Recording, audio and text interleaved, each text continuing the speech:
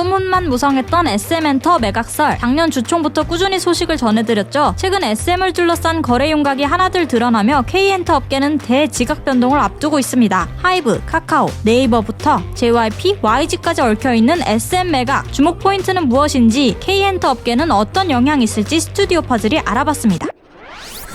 SM 엔터테인먼트 매각 진행 상황을 간단히 살펴보겠습니다. 크게 이수만 총괄 프로듀서 측과 SM 경영진 측, 이렇게 두 진영으로 나뉘었죠. 이 총괄 측에는 하이브가, SM 경영진 측에는 카카오와 얼라인 파트너스가 서 있는 구도입니다. 지난 7일 카카오가 유상증자와 전환사채를 통해 SM 엔터 지분 9.05%를 확보한다고 밝혔는데요. 3일 뒤 하이브가 이 총괄의 SM 엔터 지분 18.45% 중 14.8%를 확보하며 맞불을 놨죠. 하이브는 소액주주 지분까지 추가 매입해 총 40%에 달하는 지분을 확보하겠다는 입장입니다. 하이브의 계획대로 된다면 국내 엔터업계는 다음과 같은 구도가 됩니다. 대표적인 K-팝 소통 플랫폼이 모두 하이브 손에 들어가게 되는 건데요. 위버스, 버블, 유니버스가 모두 합쳐진 K-팝 통합 플랫폼이 등장할 수도 있겠습니다. 또 하이브는 21년부터 아리아나 그란데, 저스틴 비버가 속한 미국 종합 미디어 기업 이타카 홀딩스를, 올해는 QC 뮤직 등 미국 시장에서도 대형 거래를 이어갔죠. 하이브로 재편된 국내 아티스트가 이를 발판으로 미국에 진출할 가능성도 점쳐지고 있습니다. 한편에선 하이브가 SM엔터를 인수하는 게 정말 가능할까? 하는 우려의 목소리도 들립니다. 앞서 설명드린 대로 하이브는 이미 미국 기업들을 인수하느라 조 단위 금액을 소진했습니다. 1조 원에 산 이타카 홀딩스도 아직 제대로 자리를 잡지 못했다는 평이 이어지는데요. 여기에 SM엔터까지 더한다니 하이브 일 너무 크게 벌리는 것 아니냐 하는 우려의 목소리가 충분히 들릴 수 있죠. 카카오의 맞불 가능성도 변수로 꼽힙니다. 현재는 자금 여력이 부족한 카카오 엔터테인먼트를 대신해 카카오가 나서고 있는 모양새죠. 빈살만이 약속한 투자금이 2월 말에 입금된다고 하는데 이후 카카오엔터가 나서게 된다면 그것도 하이브에겐 적지 않은 부담이 될 것으로 보입니다. 가격 부담도 거론되고 있습니다. 코로나 초기에 SM엔터 주식은 만원대까지 떨어졌었죠. 최근 하이브는 주당 12만원의 공개 매수에 나섰습니다. SM엔터 한 곳에만 1조 원가량이 투입되는 건데요. 아무리 돈이 많다 해도 하이브든 카카오든 부담이 될 수밖에 없는 액수죠. SM엔터가 그만한 가치가 있냐도 잘 따져봐야 한다는 목소리가 들립니다. 어떻게 되든 SM엔터가 큰 회사로 합쳐지는 건 피할 수 없을 것이란 전망인데요. SM 엔터테인먼트라는 개별 회사가 산하 레이블로 들어가면 입지가 좁아져 K-팝의 다양성이 사라지는 건 아니냐 하는 우려의 목소리도 들립니다. 그런데 사실 SM 엔터는 유영진과 켄지의 영향력이 매우 크다고 알려져 있죠. 소속 아티스트도 두 인물의 벽을 넘기는 어렵다고 방송에서 언급한 적도 있고요. SM 엔터가 산하 레이블로 재편되더라도 지금보다 다양성이 크게 사라지진 않을 것이라고 보는 의견도 있습니다. 하이브 산하 레이블이죠. 어두워에서 뉴진스라는 새로운 컨셉의 K-아이돌을 키워낸 미니진 대표 사례도 있고요. 또 방송국에서 특정 소속사 아티스트만 밀어주거나 하는 연예계 악습을 없앨 계기가 될 수 있다는 반응입니다.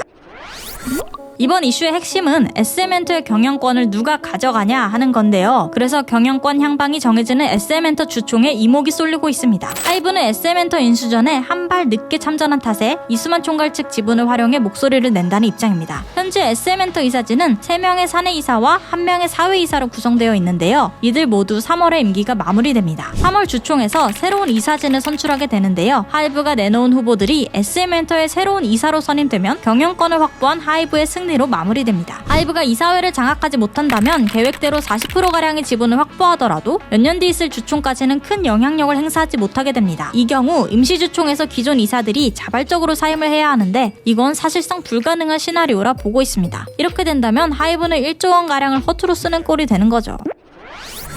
그럼 이수만 총괄의 향방은 어떻게 되는 걸까요? 이수만 총괄의 지분을 인수한 후 내놓은 하이브의 공식 입장을 살펴보겠습니다. 이번 거래를 통해 이 총괄은 더 이상 국내 프로듀싱에도 참여하지 않고 경영권도 모두 내려놓게 됩니다. 남겨둔 3%대 지분은 사전 기업 결합 신고 때문인데 하이브가 40%대 지분을 확보하면 이마저도 모두 하이브에 넘어가게 됩니다. 이수만 총괄은 깔끔하게 물러나는 그림인 거죠. 한편에서는 아쉽다는 목소리도 들려오는데요. 작년에 욕심 조금 버리고 CJ에 팔았으면 영향력도 유지하고 자리도 보존하면서 여러모로 더 나은 선택지가 아니었을까 하는 의견인 거죠.